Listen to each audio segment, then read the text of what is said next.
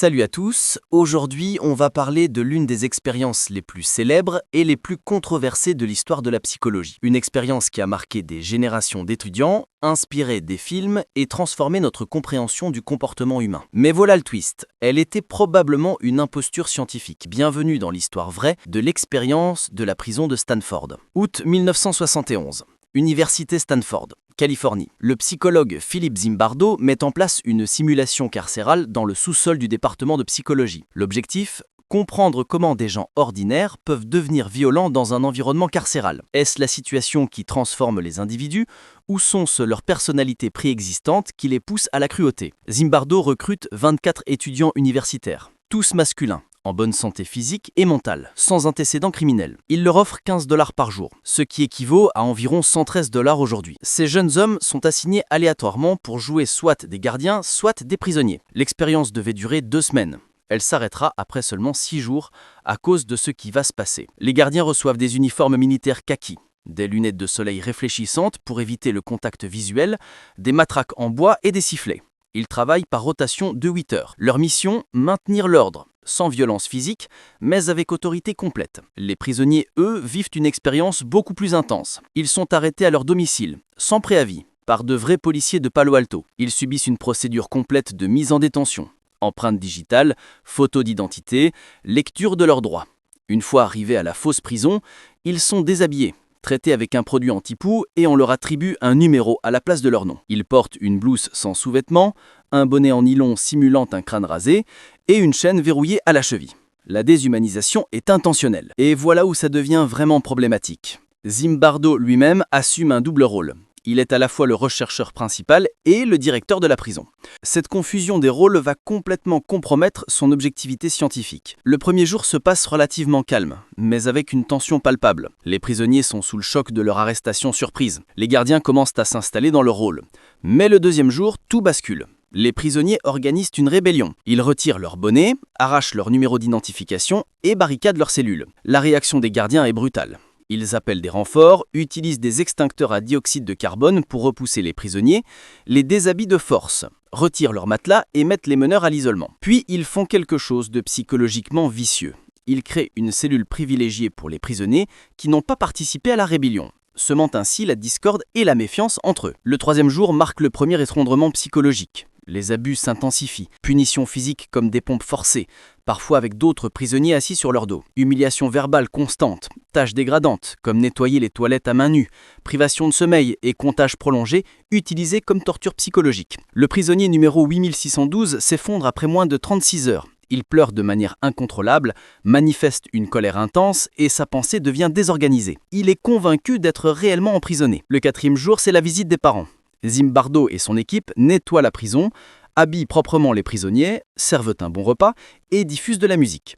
Tout est une façade. Dès que les parents partent, une rumeur d'évasion circule. Et les punitions deviennent encore plus arbitraires. Le cinquième jour, un ancien aumônier de prison vient évaluer le réalisme de l'expérience. Résultat troublant, la moitié de prisonniers s'identifient uniquement par leur numéro, pas par leur nom. Le prêtre leur conseille même d'engager un avocat pour sortir, renforçant leur sentiment d'être réellement incarcérés. Le prisonnier numéro 8112 s'effondre lors de l'entretien. Les gardiens organisent alors un rituel de honte collective où les autres prisonniers doivent scander qu'il est un mauvais prisonnier. Et voici le moment crucial du 6e jour.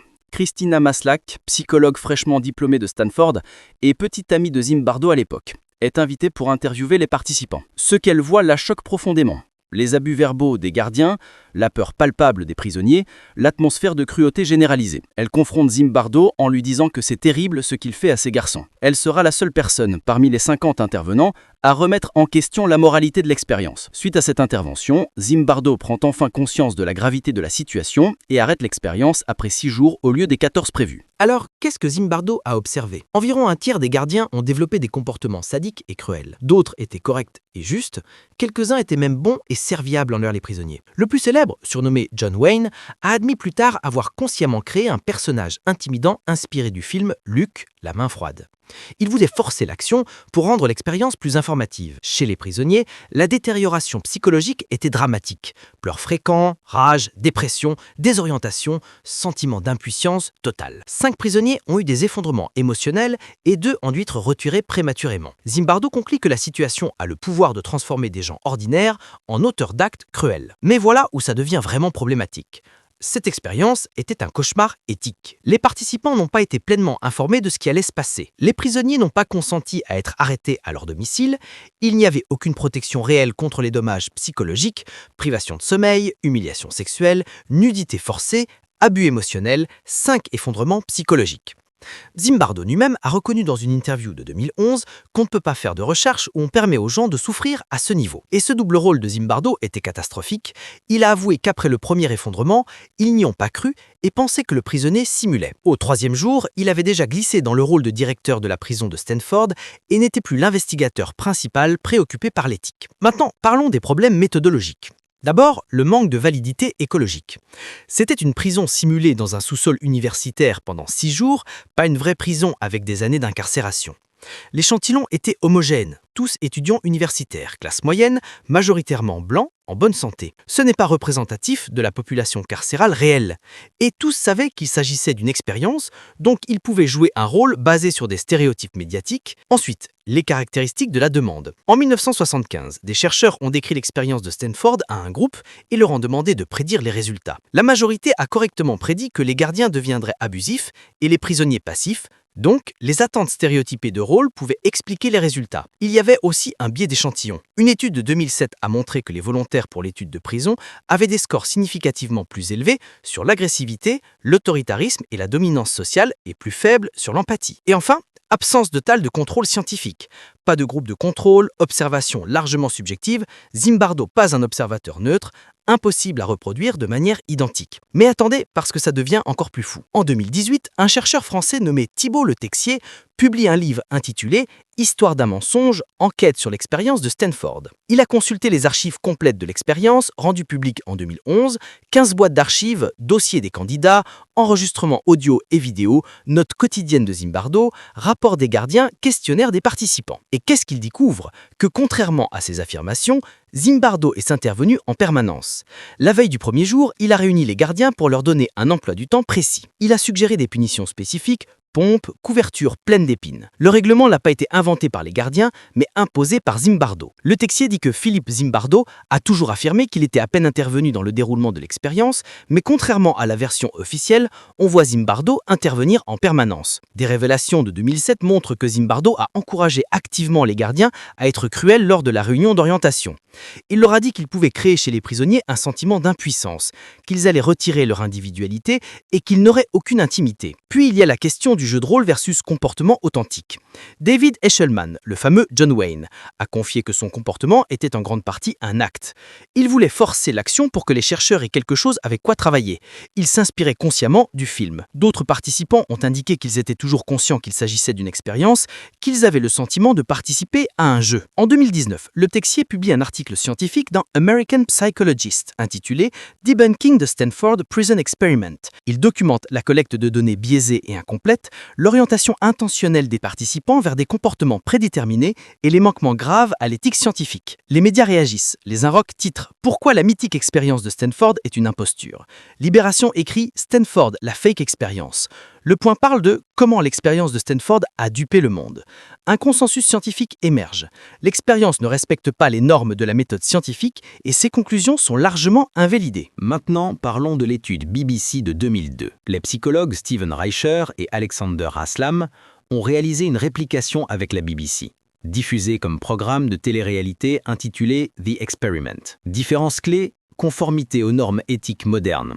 Pas d'instruction aux gardiens sur la manière d'agir, supervision éthique stricte, pas d'encouragement à la tyrannie. Et les résultats, complètement différents. Les prisonniers ont formé un groupe cohésif et solidaire, contesté activement l'autorité des gardiens, négocié pour de meilleures conditions, maintenu leur solidarité. Les gardiens n'ont pas développé de comportement tyrannique uniformément. Ils étaient incertains quant aux limites de leur autorité, avaient une faible identité de groupe et tentaient d'utiliser des formes de leadership constructif. Le système d'inégalité a finalement échoué car les gardiens avaient une identité de groupe faible et les prisonniers une identité de groupe forte. La conclusion de Haslam et Reicher, les indices de leadership et la dynamique de groupe sont déterminants. Les influences situationnelles seules ne garantissent pas l'émergence de l'abus. L'identité sociale, la négociation intergroupe et l'interprétation individuelle des rôles jouent un rôle crucial. Les humains ne glissent pas automatiquement vers des comportements sadiques. L'expérience de Zimbardo était davantage une étude de ce qui se passe quand une figure d'autorité puissante impose la tyrannie, plutôt qu'une démonstration du pouvoir inhérent de la situation carcérale. L'expérience de Stanford a eu une énorme influence culturelle. Des films comme Das Experiment en 2001, The Experiment en 2010, The Stanford Prison Experiment en 2015. Des épisodes de séries télévisées, des émissions de télé-réalité inspirées. Elle est présente dans la quasi-totalité des manuels de psychologie sociale. En 2004, le scandale d'Abu Ghraib éclate et Zimbardo témoigne en tant qu'expert lors des procès, arguant que les abus résultaient des forces situationnelles. Il publie en 2007 The Lucifer Effect, examinant les liens entre Stanford et Abu Ghraib. Certains lui ont reproché d'utiliser Abu Ghraib pour réhabiliter son expérience controversée. Du côté positif, l'expérience a conduit à des révisions majeures des directives éthiques de l'American Psychological Association, à l'interdiction des simulations de sujets humains modélisés sur Stanford, à l'obligation de revues institutionnelles avant toute recherche. Mais paradoxalement, dans les 25 ans suivant l'expérience, la politique carcérale américaine a évolué à l'opposé des enseignements de l'étude. Abandon de la réhabilitation pour un modèle punitif. Explosion de l'incarcération avec un taux passé de 100 pour 100 000 à 600 pour 100 000. Prolifération des prisons supermax avec des conditions d'isolement causant des traumatismes psychologiques. Alors, où en sommes-nous aujourd'hui? Un consensus critique émerge depuis 2018. L'expérience ne respecte pas les standards de la méthode scientifique. Les résultats ont été manipulés par des interventions directes de Zimbardo. Les participants ont largement joué des rôles basés sur des attentes explicites. La généralisation aux situations carcérales réelles est non justifiée. Pour Thibault Le Texier, l'expérience constitue une imposture scientifique et un mensonge qui a trompé la communauté scientifique pendant près de 50 ans. Le débat situationnisme versus dispositionnisme continue. L'argument situationniste de Zimbardo dit que c'est la situation qui a causé les comportements abusifs, que les personnalités individuelles jouent un rôle minime. L'argument dispositionniste des critiques dit que les traits de personnalité préexistants expliquent mieux les résultats, que les différences individuelles parmi les gardiens suggèrent l'importance des dispositions. La position interactionniste de Haslam et Reicher dit qu'une interaction entre personnalité, leadership, identité sociale et situation explique le mieux les comportements, que les individus ne sont pas des marionnettes passives de la situation. Malgré les controverses, certaines leçons demeurent pertinentes. Le pouvoir des rôles sociaux.